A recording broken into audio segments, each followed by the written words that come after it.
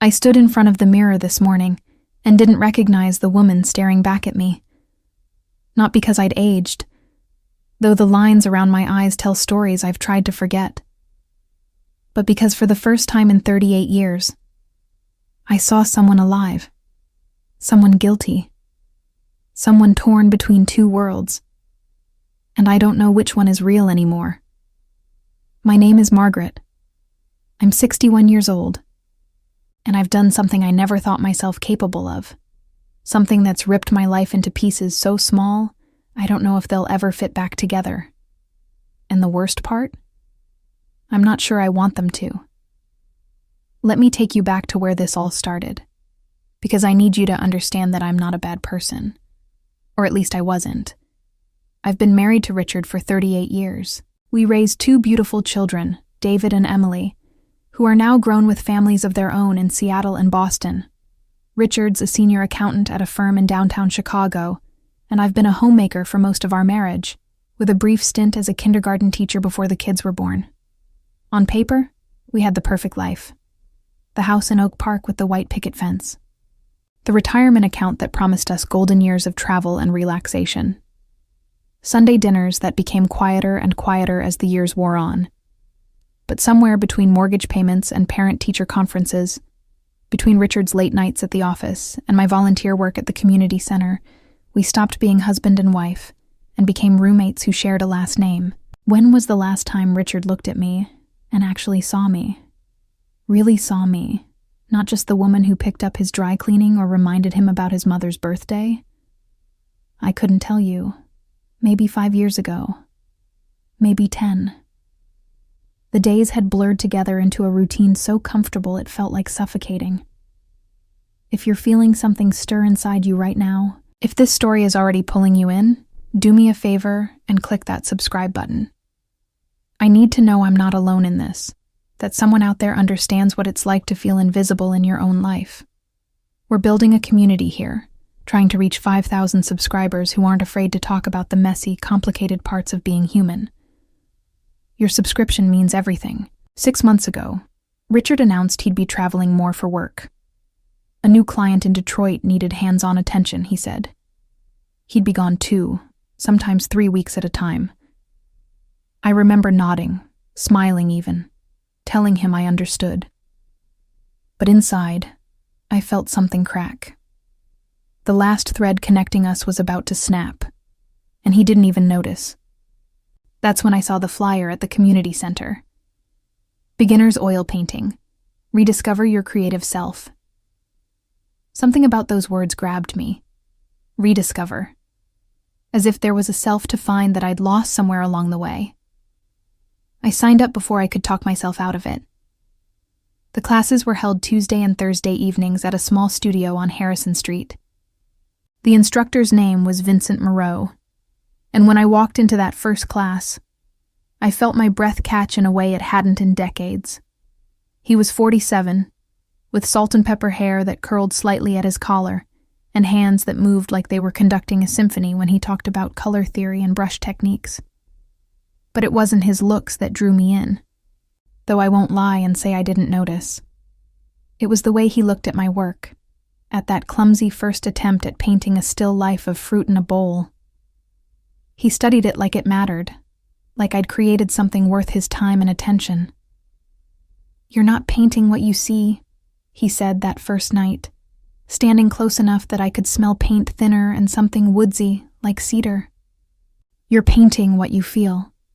That's rare, Margaret. Most people spend their whole lives afraid to show what's actually inside them." I went home that night and cried in the bathroom, while Richard snored in our bedroom.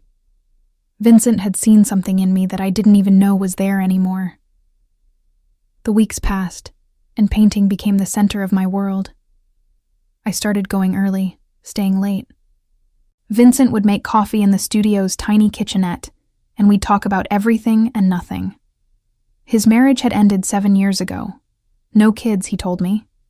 He'd spent his 20s and 30s chasing gallery shows in New York, only to realize what he really loved was teaching, watching people discover their own vision. Help us reach 5,000 subscribers by hitting that red button below. Your support keeps stories like mine alive, And honestly, I need to know there are people out there who understand what it's like to feel connected to someone for the first time in years. Click subscribe and join this journey with me.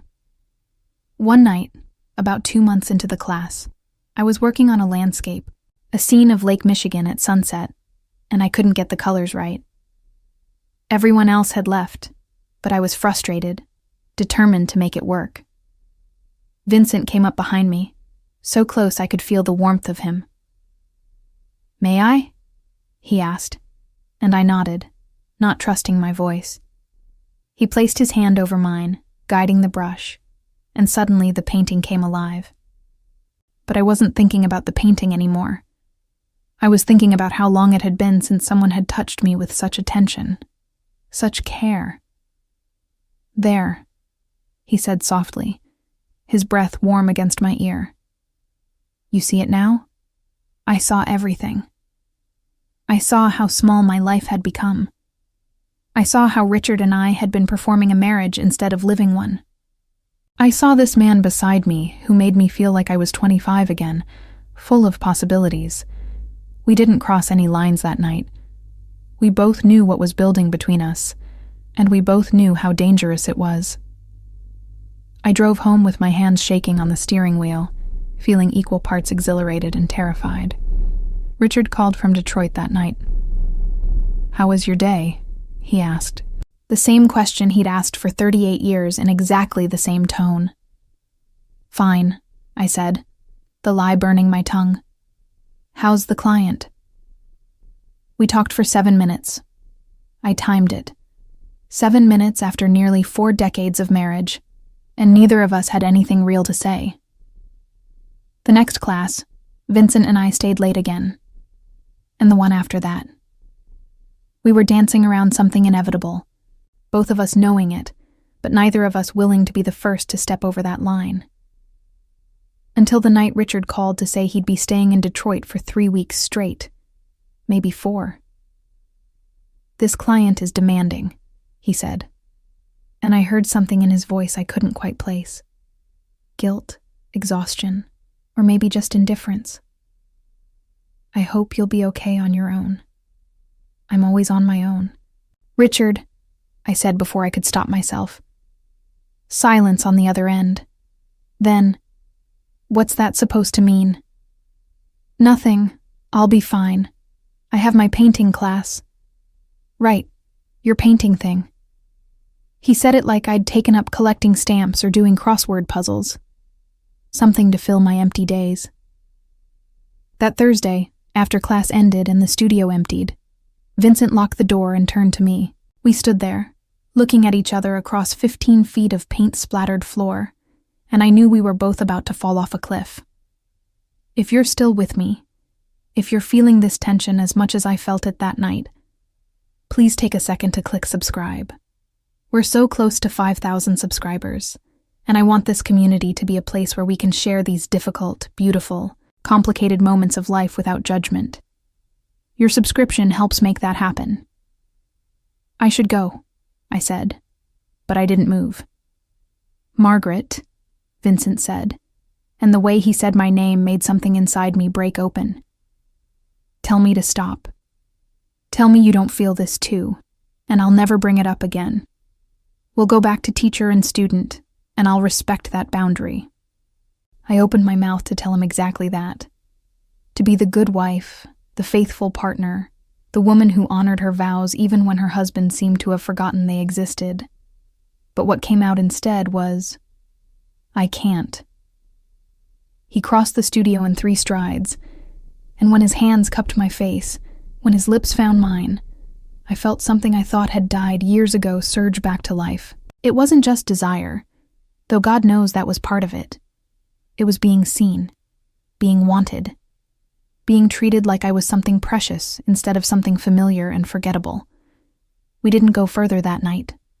We kissed like teenagers, clumsy and desperate, and then we pulled apart, both breathing hard, both knowing we'd just changed everything. "I can't do this to Richard," I said, though my hands were still gripping Vincent's shirt. "I know," he said. "But Margaret, when's the last time you felt alive?" Really alive? I couldn't answer, because I didn't know. Maybe before the kids were born. Maybe before I realized that marriage wasn't the romance novels promised, that it was laundry and bills and silent dinners and sleeping back to back in a king-sized bed.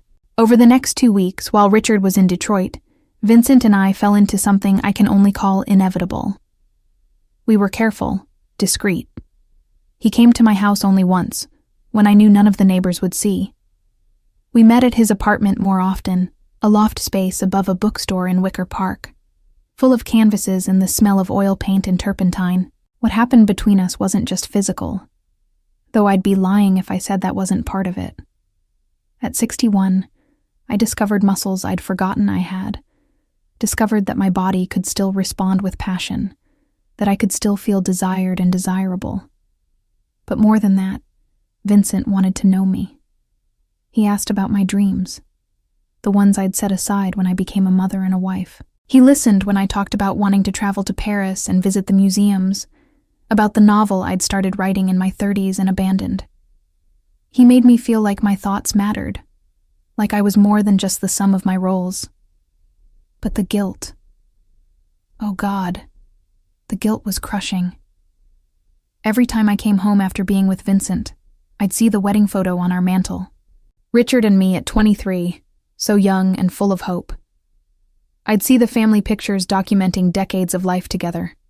David's graduation, Emily's wedding, Christmases and birthdays and ordinary Tuesdays that had built a history I was now betraying.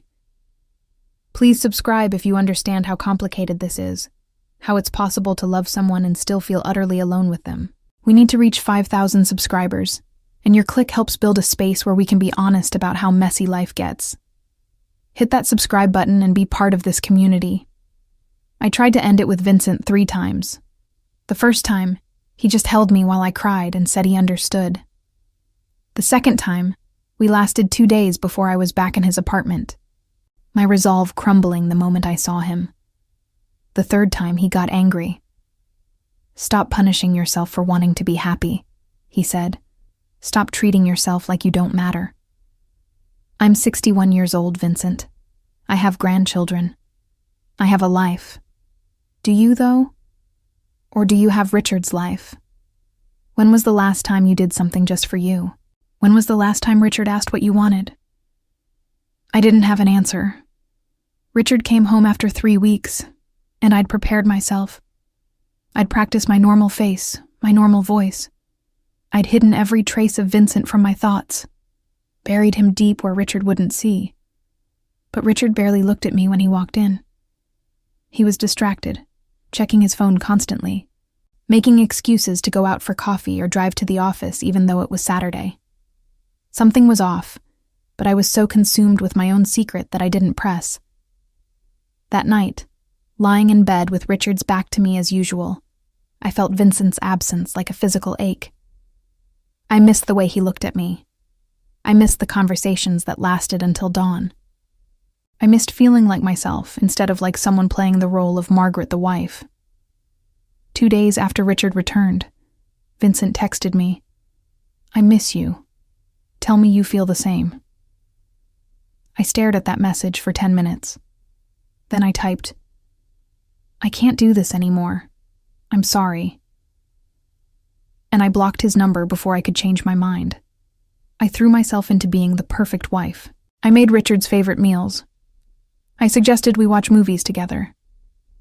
I even initiated intimacy one night, something I hadn't done in years.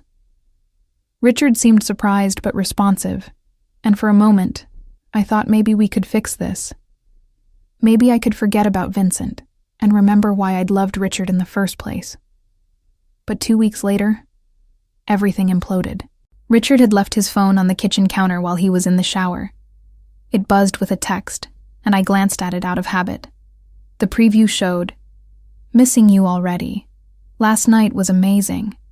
Diane." My heart stopped. I picked up the phone, hands trembling, and I did something I'd never done in 38 years of marriage. I opened his messages.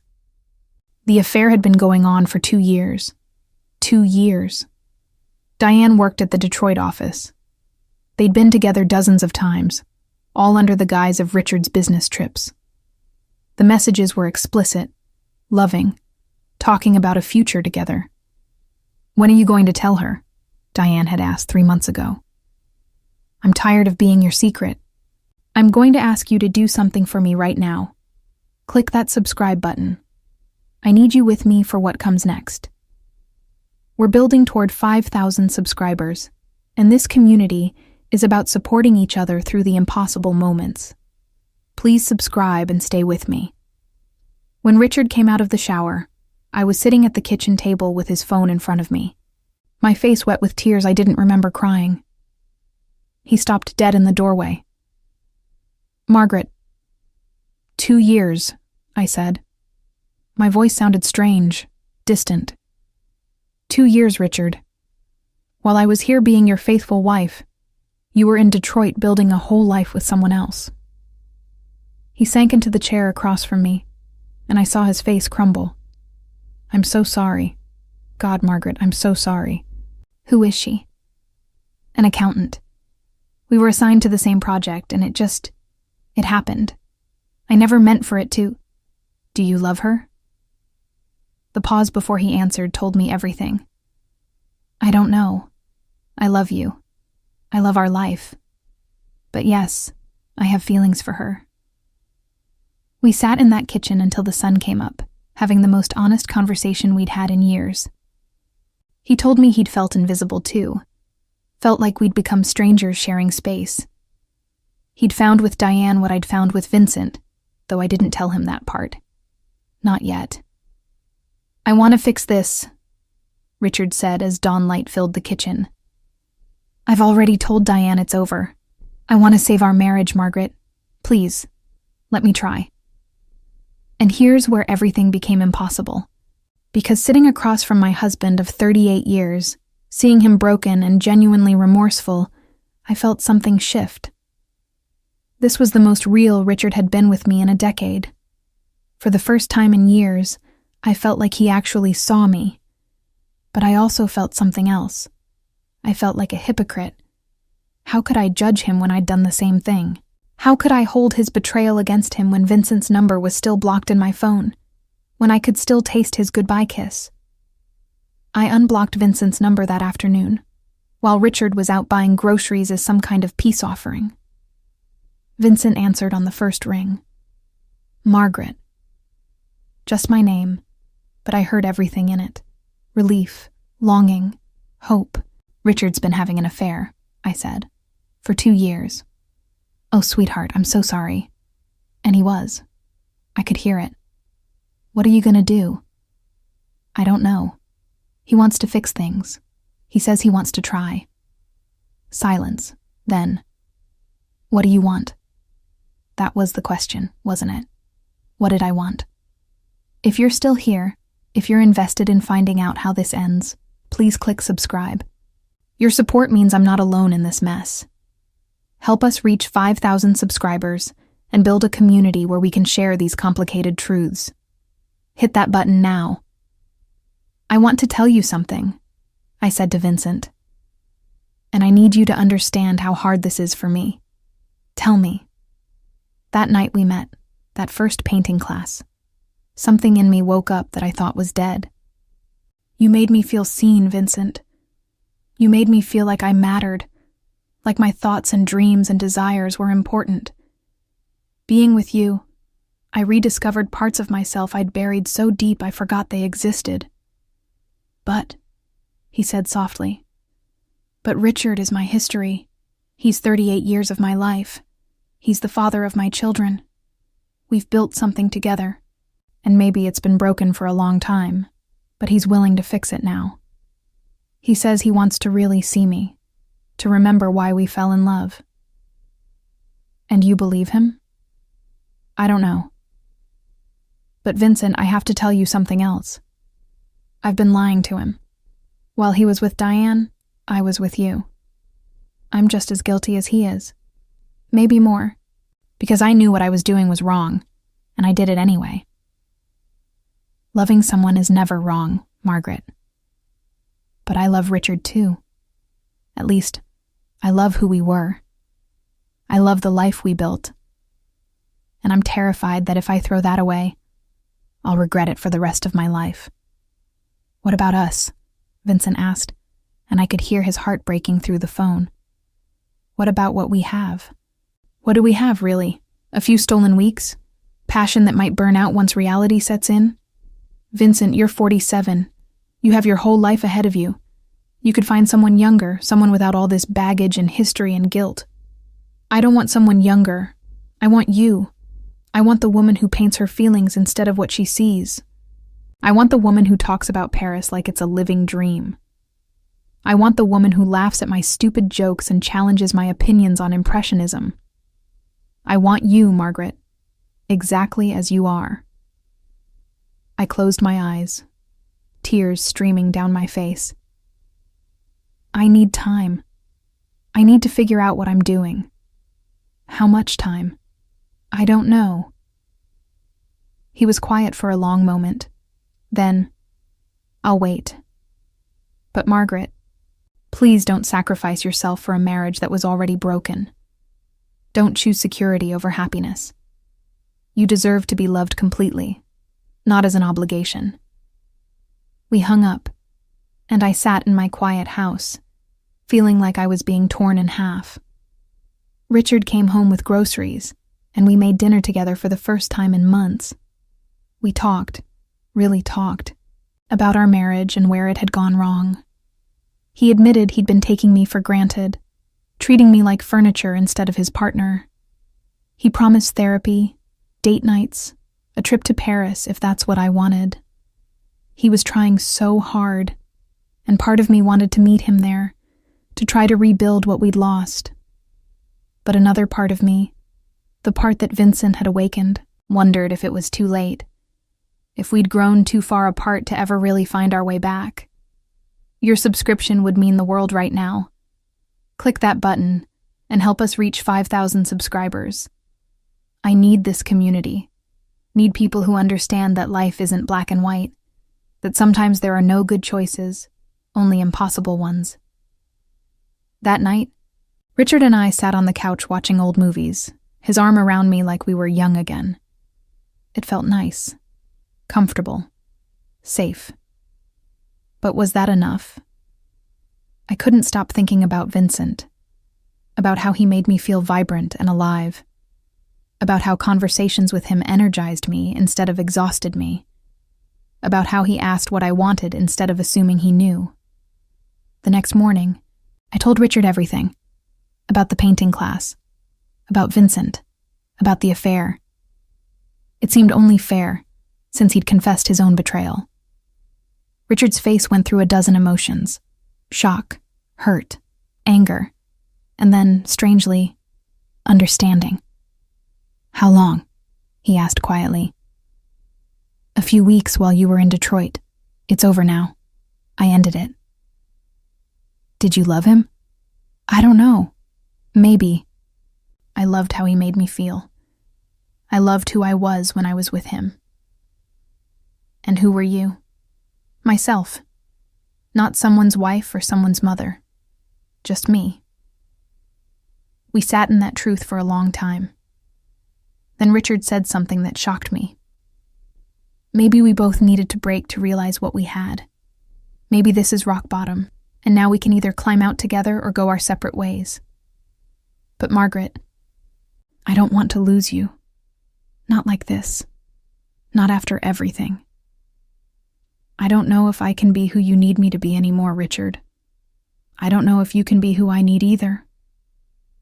Then maybe we need to figure out who we actually are now, not who we were 40 years ago. People change. Marriages have to change too, or they die. He had a point. But was it enough? Vincent called that evening. I let it go to voicemail. Then I listened to his message 3 times. "I know you need time, but I miss you. I miss us. Whatever you decide, I understand. But know that I'm here, Margaret. I'm here, and I'm not going anywhere. Please subscribe if you're as conflicted as I am right now. Help us build this community to 5,000 subscribers. Your click matters more than you know. Hit that subscribe button and be part of this journey. For the past 2 weeks, I've been living in limbo. Richard and I started couples therapy. We're talking more, being vulnerable with each other in ways we haven't in years. There's something real happening between us, something that might actually have a chance of working. He's being the husband I always wanted him to be, attentive and interested and present. But I can't stop thinking about Vincent, about the way he looks at me, about the future we could have, unburdened by decades of resentment and routine, about the woman I am when I'm with him versus the woman I've been for most of my adult life. Last night, I drove past Vincent's studio. The lights were on, and I could see him through the window, teaching a class. My replacement was probably in that room, some other invisible woman discovering herself through color and canvas. I almost went in. I sat in my car for 20 minutes, my hand on the door handle, ready to walk back into that world. But I drove home instead. To Richard. To the life we've built. To the safe choice. Except I'm not sure it's the right choice, and that's what's killing me. This morning, Richard suggested we renew our vows.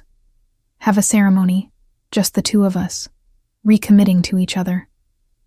We can start over, he said. Clean slate. No more secrets. I wanted to say yes. I wanted to feel the certainty I felt at 23 when I walked down the aisle the first time. But all I felt was confusion. Vincent texted me today. Just 3 words. I love you. I haven't responded. I don't know what to say. Because I might love him too. But I also might love the version of myself he helped me find. And that's different from loving the actual person. And Richard. Do I still love Richard? Or do I love the history, the safety, the idea of not starting over at 61? So here I am, standing at a crossroads that I never imagined I'd face. On one path is Richard, 38 years of shared history, our children and grandchildren, the comfort of the familiar, and the possibility of rebuilding something real from the ashes of what we broke. On the other path is Vincent, passion and discovery, being seen and valued, the terrifying thrill of starting over, and the chance to live as my authentic self. Before I ask you for the last time to subscribe, to help us reach that 5,000 subscriber goal that means we're building something real here, I need to tell you why this matters. Why your subscription, your engagement, your presence in this community is so important. Because I'm not alone in this. Somewhere out there, you might be facing an impossible choice too. You might be questioning whether security is worth sacrificing happiness. You might be wondering if it's too late to become who you were meant to be. And I need you to know that you're not alone either. Click that subscribe button and be part of a space where we don't judge, where we just hold each other through these impossible moments. The truth is, I still don't know what I'm going to do. Richard is trying so hard. And there's something beautiful about that. Something worth honoring. But Vincent woke something in me that I can't put back to sleep. He showed me that I'm not done living, that there's still passion and purpose and possibilities ahead. Do I choose the man I've built a life with, hoping we can rebuild what was broken? Do I choose the man who helped me remember who I am, risking